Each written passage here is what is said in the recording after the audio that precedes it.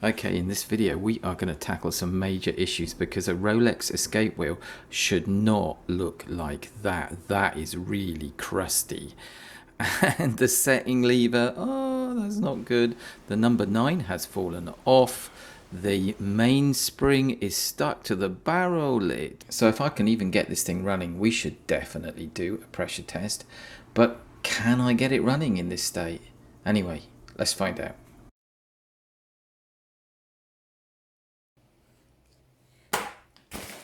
So in this package is a Rolex that has been completely filled with water. Now I've not opened the package yet, so I don't know how bad the damage is. So let's open it up and take a look.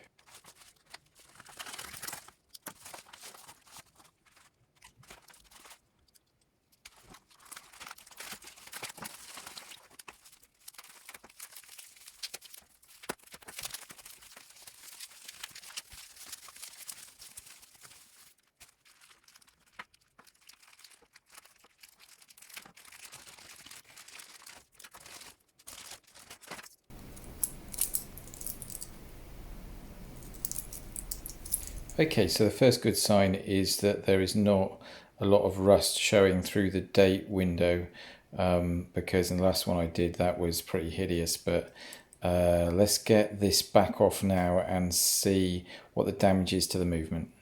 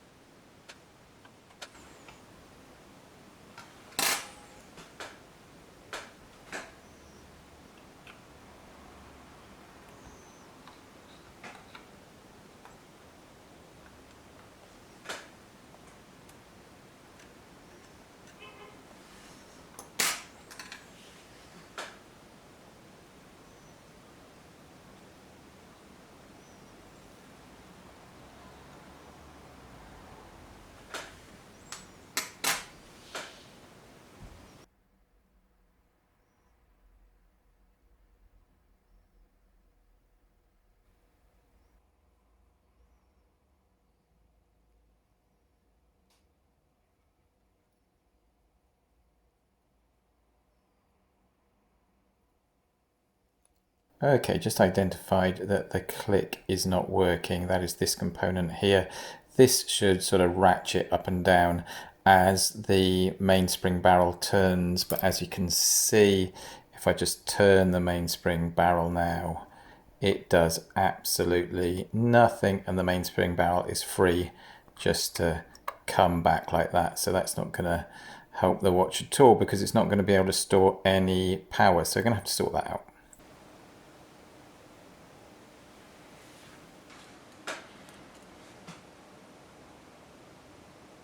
Okay, so just taking the click off there, and as you can see, it's kind of totally rusted and was actually stuck to the post that it is supposed to pivot around. So we're going to sort that out. It should be fine after a good clean and lubrication.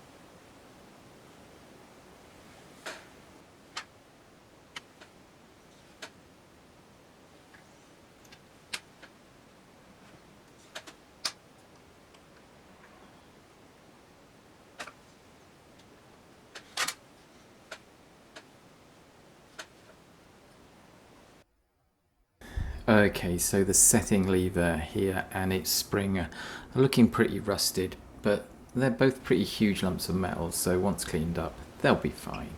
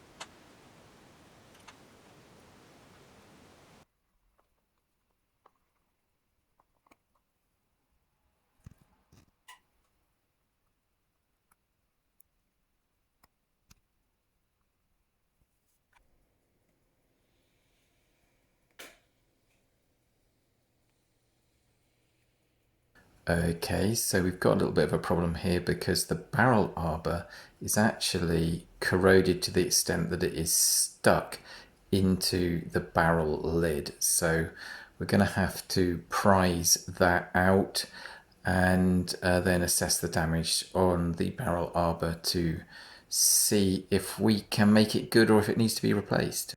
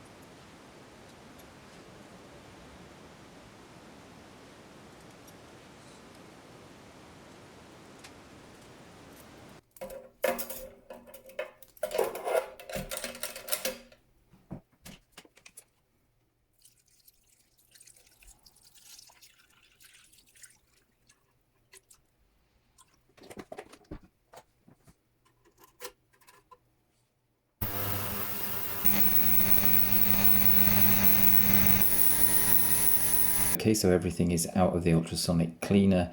There are still some components that are going to need a little bit of hand cleaning, and some maybe that just aren't up to it, but we'll cross those bridges when we get to them. But for the moment, let's deal with the dial because we've got to fix that up first.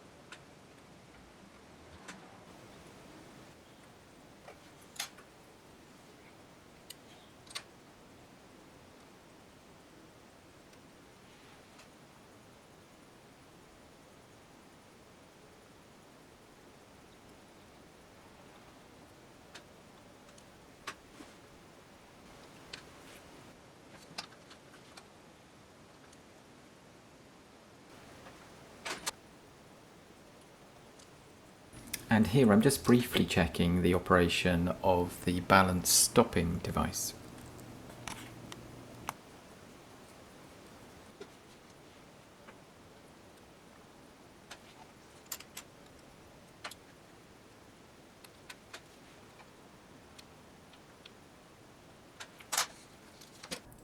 And this is the point now where we are really on a wing and a prayer, because this is the cleaned up escape wheel going back in.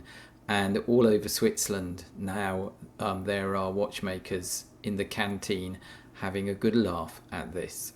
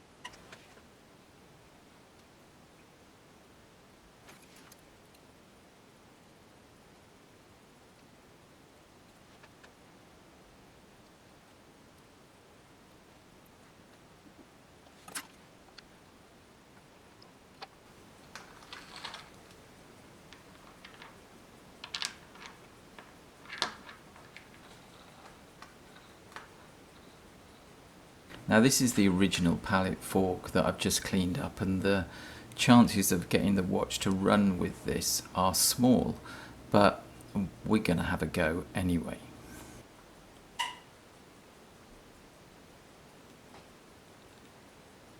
So let's have a go.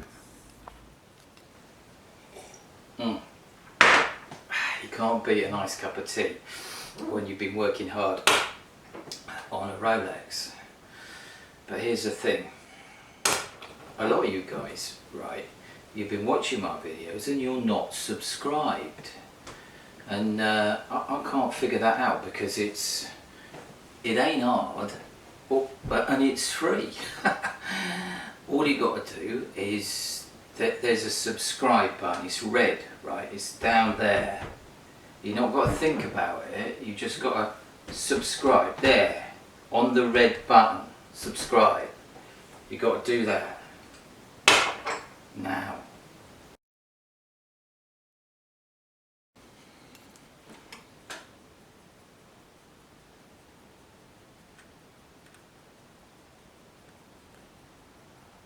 And that would be nothing then. This is not working. And so it's time to get rid of the old pallet fork, which you can see at the top here, and replace it with a new one.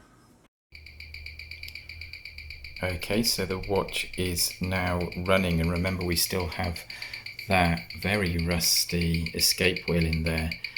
And you can see that although it's running like a dog really. And so it is also time now to get rid of the old rusty escape wheel and fit this nice new one instead, for which I have to strip back to the powertrain.